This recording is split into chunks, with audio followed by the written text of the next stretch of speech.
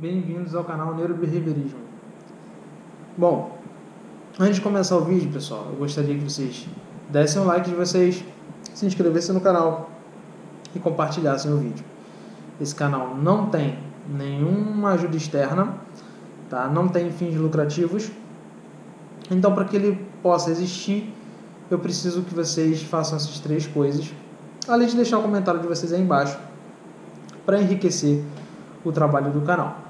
Tudo bem? Propostas e críticas construtivas são extremamente bem-vindas. Beleza? Bom, no vídeo de hoje, que é o vídeo que abre o canal, eu gostaria de abordar um assunto de suma importância dentro da psicologia, certo? É um assunto que eu não vejo colegas psicólogos discutindo, e no meio acadêmico, infelizmente, isso também não é posto de uma forma clara, certo? Mas é de suma importância para você, tanto profissional da psicologia, quanto você que está buscando um terapeuta para começar o seu processo terapêutico, certo? Do que se trata? Se trata da visão filosófica monista ou dualista, certo? Essa questão da visão monista ou dualista vem lá da Grécia Antiga, certo? Nós tivemos pensadores das duas vertentes. Porém, o que nós podemos destacar os principais na parte monista, no pensamento monista, Epicuro, e no pensamento dualista temos lá o Sócrates, certo? Qual é a diferença entre as duas vertentes filosóficas de pensamento e por que isso é tão importante para você, caro amigo psicólogo ou caro cliente? Ocorre o seguinte: a visão monista, ela não entende o ser humano como tendo uma alma. Ficou chocado? Espera um pouquinho que a gente vai chegar lá. Por que não entende que tem uma alma? Para a gente compreender o conceito de alma, a gente precisa entender que lá atrás, quando os pensadores pensavam, filosofavam sobre a natureza das coisas, houve essa divisão de pensamento. Parte dos filósofos encaravam o mundo de uma forma monista, parte dos pensadores encaravam de uma forma dualista. Os monistas entendem que não existe a metafísica, certo? Tudo aquilo que é para além da física, ou seja, tudo aquilo que não está no plano material, não existe, tá?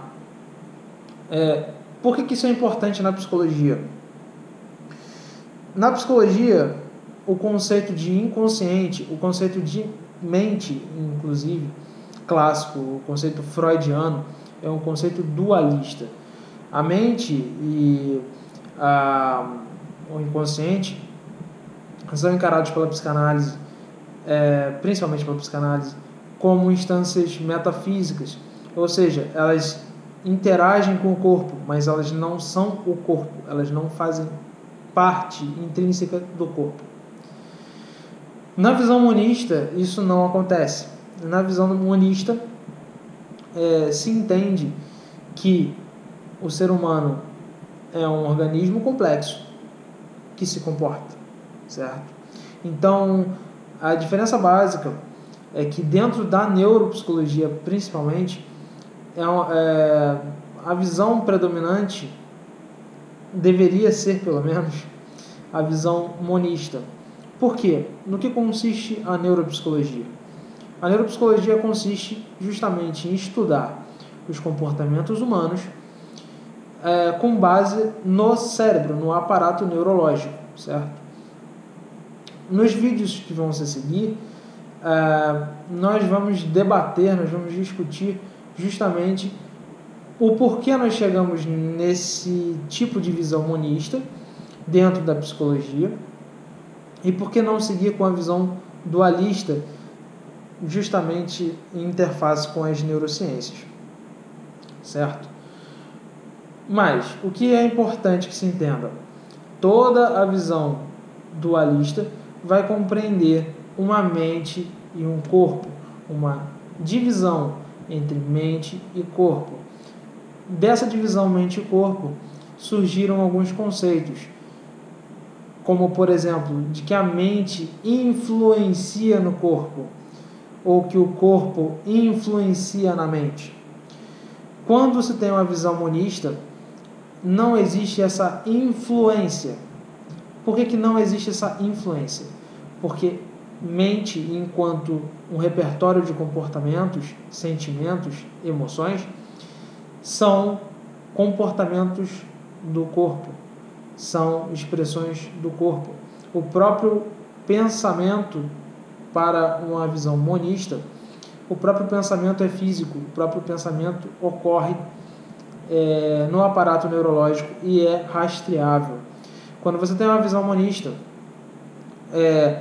você entende que todo comportamento tem uma origem, e essa origem pode ser rastreável, ainda que ela seja uma origem privada, ou seja, da pessoa, não pública, que possa ser observada de fora, certo?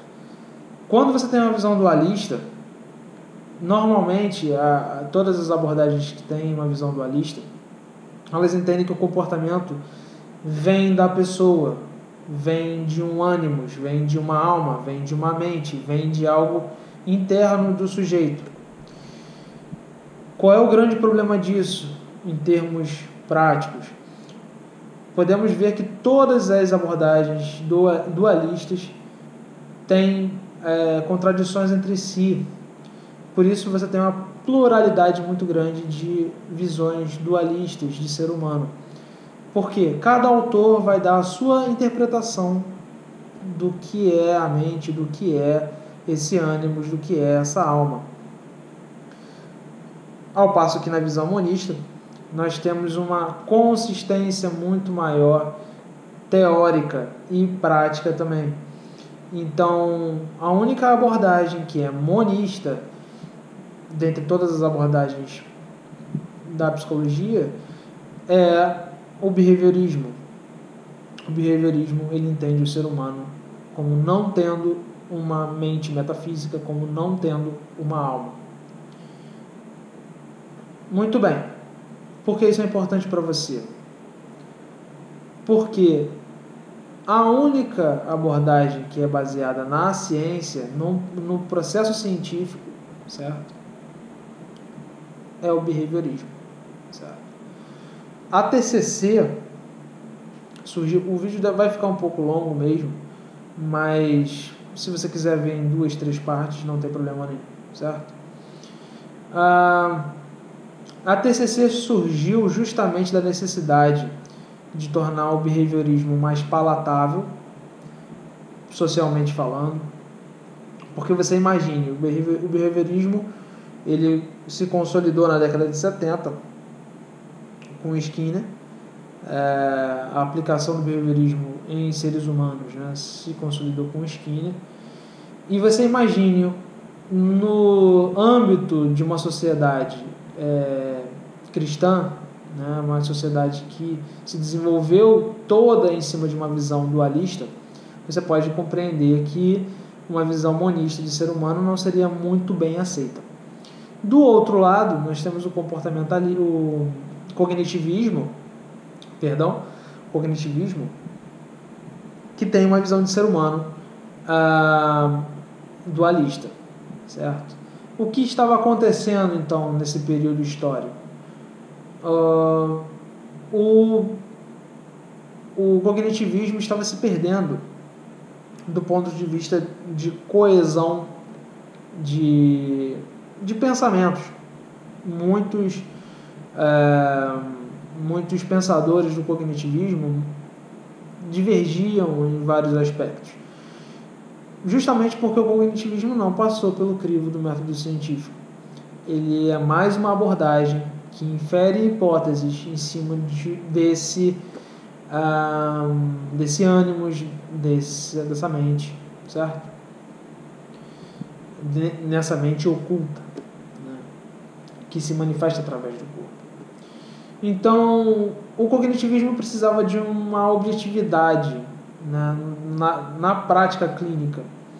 E o behaviorismo, alguns behavioristas, se renderam ao cognitivismo por ele ser muito mais pop, muito mais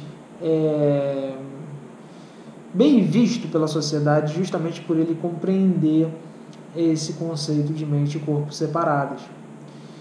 Note que não é fácil você conseguir levar as pessoas a pensar de uma forma monista, porque quando isso acontece, é preciso abdicar de crenças que são intrínsecas à sociedade ocidental, à civilização ocidental, que é o conceito de alma eterna, né? Então a gente começa a esbarrar em várias questões complicadas de fé das pessoas que travam o processo de visão monista do ser humano, basicamente. Então a TCC ela teve um sucesso do ponto de vista de aceitação social, justamente por isso. Ela se apropriou das técnicas do behaviorismo, que são técnicas comprovadamente eficazes, justamente porque passaram pelo método científico, e, ao mesmo tempo, mantiveram essa relação mente e corpo, que agrada a parte toda cultural, tá, da nossa sociedade ocidental. Só que existe um grande problema na TCC, ela é epistemologicamente uma aberração, ela não poderia existir, porque não coexistem pensamentos dualistas e monistas na mesma abordagem, não podem haver coexistência de ambos, porque não existem duas verdades, não é possível que existam duas verdades. Você não pode pensar que o ser humano tem e não tem uma mente ao mesmo tempo. Você não pode pensar que o ser humano produz comportamento e não produz comportamento ao mesmo tempo. Entende? Então você, colega, que é TCC, eu não sei como você resolve isso na sua cabeça. Ou você é um behaviorista que aceita teorias dualistas, o que é esquisito, ou você é um dualista que usa técnicas monistas, o que também é esquisito. Muito bem. O que leva à objetividade do processo monista? A objetividade do processo monista é o seguinte, da visão monista, é o seguinte: quando o Skinner estava desenvolvendo o behaviorismo, ele pensou o seguinte: eu preciso eliminar o componente metafísico, porque simplesmente eu não conseguiria fazer uma análise de algo metafísico, porque ele não é físico, ele não é aplicável ao método científico tradicional, que era o método que o Skinner estava usando na época para entender o comportamento humano de uma forma objetiva. Então ele desconsiderou o metafísico, ele desconsiderou a mente. E o que ele descobriu foi que os comportamentos são moldados através do ambiente.